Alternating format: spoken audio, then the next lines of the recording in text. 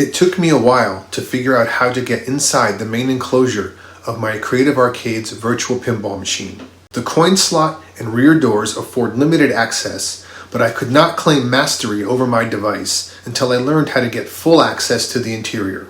Most pinball machines have playfields that lift up on a hinge to allow access to the inner workings. I wanted to see if my machine had a similar construction. The first step was to get the tempered glass off of the playfield. The bottom bar has a locking mechanism which seems to work, but I couldn't lift the bar off. On a regular pinball machine, this locking bar would secure the tempered glass, protecting the playfield. On mine, it's really more decorative since it's only holding down the bottom of the arcade control panel.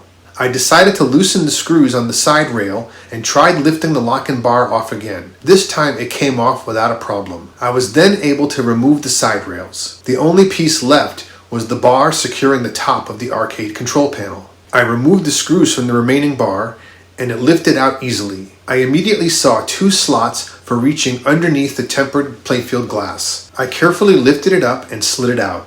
I then carefully lifted up on the end of the playfield display, and wouldn't you know it, it lifted up easily on a swivel and rested comfortably against the back box, giving me full access to the internals of my machine.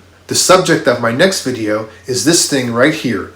It's the computer responsible for storing and running the included games. From the Creative Arcade's website, I know the specs of what it came with. I'm going to tear it down and turbocharge it. My ultimate goal is to enable virtual reality pinball using my cabinet as an input device. For that, I'm going to need a lot more horsepower.